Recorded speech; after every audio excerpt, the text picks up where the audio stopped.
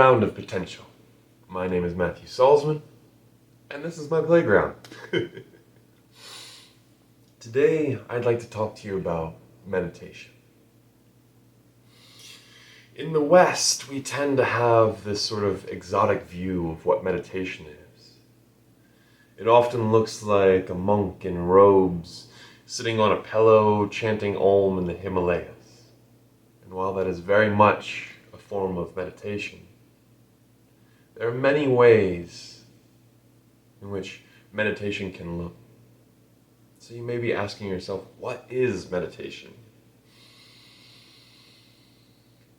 Meditation, at its simplest, is putting our attention and focus on a single thing. Now that thing could vary in form and fashion. It could be an idea, it could be an object, or it could be an activity. But the importance is more on the attention being placed solely on that one thing, and not allowing other things to invade and to pervade that space that is being allowed in our own mind for that one thing. So I mentioned just a moment ago that an activity could be a form of meditation. So oftentimes I find myself in meditation while doing the dishes. Certain people can find themselves in meditation while writing or running, Now, while nearly any activity could be meditation, not all activities are meditation. And the difference is, where is our attention? Where is our focus being placed? In the case of running, if we are placing our attention on the person who cut us off in traffic earlier today, or the things we have to do later in the day, we're not meditating. But if we are putting our attention on our breath, the rhythm of the inflow and the outflow, if we're putting our attention on the sound of our feet hitting the ground, the rhythm, and nothing else, that is meditation.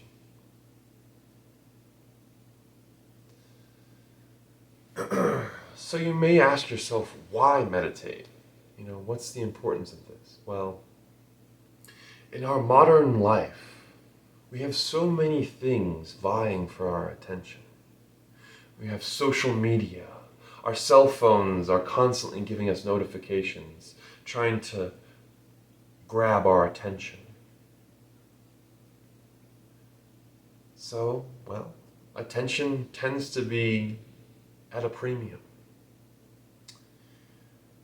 We even have a disorder known as attention deficit disorder, which I was diagnosed with when I was younger. And I often hear people who have this disorder say, I can't meditate, I have ADD.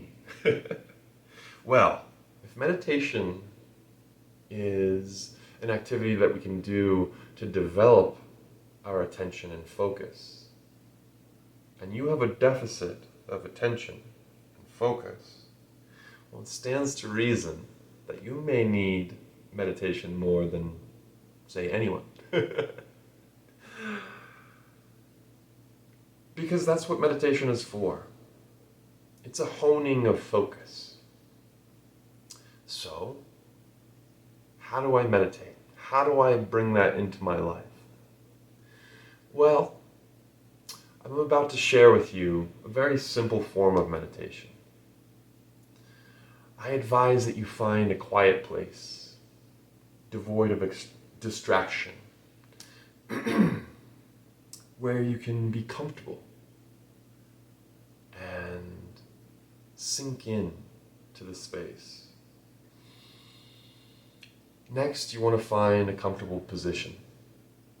Personally, I like the half lotus position, but you could sit cross-legged, You could sit in a chair. You could even lie down. Most people avoid lying down largely because it's easy to fall asleep. In that relaxed state, sleep is not that far away, and sleeping isn't meditation. So if you find yourself lying down and falling asleep every time you try to meditate, then maybe find a different position. Sitting works best in that way because it's harder to fall asleep while sitting. But I find myself often in bed meditating, and as long as I keep my focus on that singular thing that I am attending to, often my breath, I find that I don't find myself falling asleep at all. But whatever position works for you,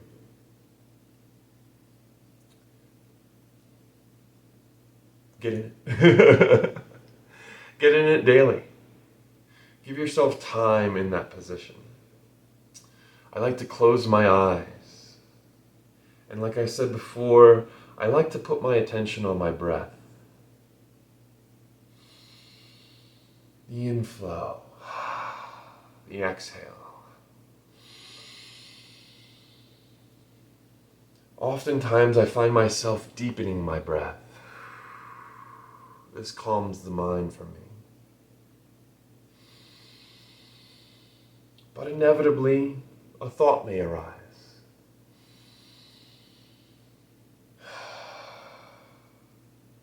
And I do my best to let that thought pass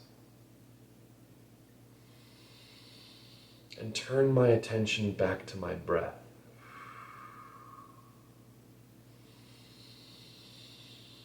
The inflow and the outflow.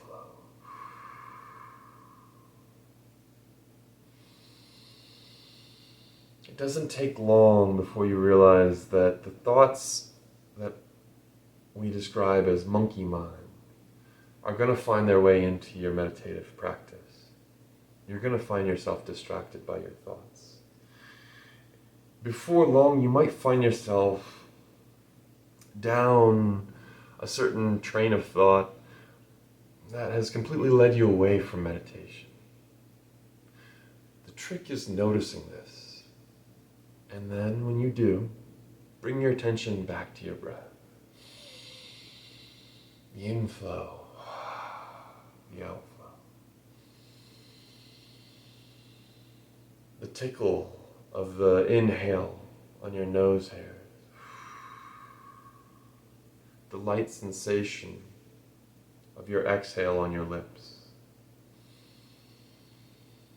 Bring your attention back to your lungs filling and spilling.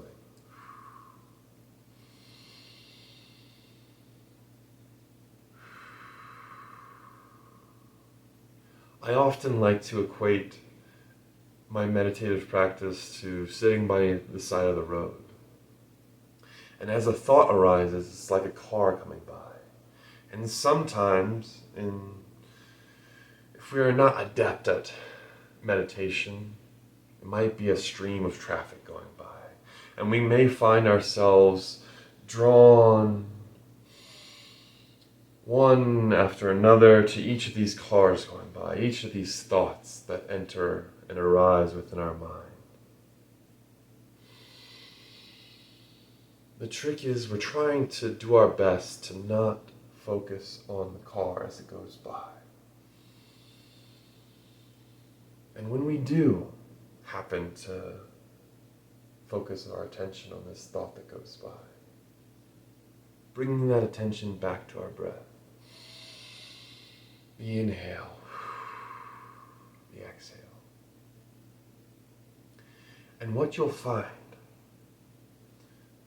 there will begin to be a bit of space in between the cars. And you begin to notice this space, this quiet space between thoughts.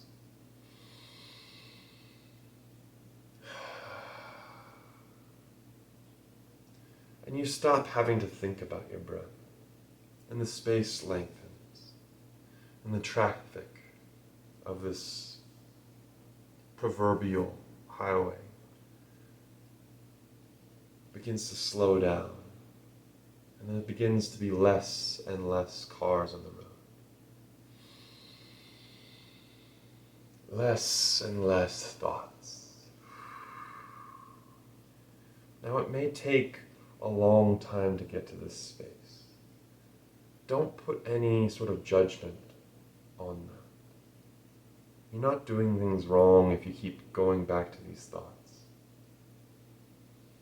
We all come to this quietness, this peaceful space in our own time. And it's a practice. You get better at it the more you do it. So at first, I would say devote 5 minutes a day to this practice. I would emphasize consistency. Try and do it daily. It's far more important to do it daily than it is to do a longer meditation less frequently, I feel. And then the more and more comfortable you get in this space, the easier you will find it to do longer meditations. And as you extend into this space further and further, well, there's a lot to discover there. I won't put anything else out there as to what you may find in this space, because it could be any number of different things. And putting expectations on our meditative practice can often hinder it. The trick is just coming back to our breath, coming back to our seat daily, day after day, and just working with it. I wish you the utmost luck with this.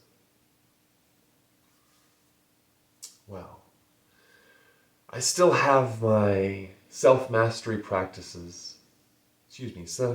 sessions that I'm offering. If you're interested in these sessions, one-on-one sessions over Zoom, where I help you find your highest potential, please reach out to me at playgroundofpotential@gmail.com.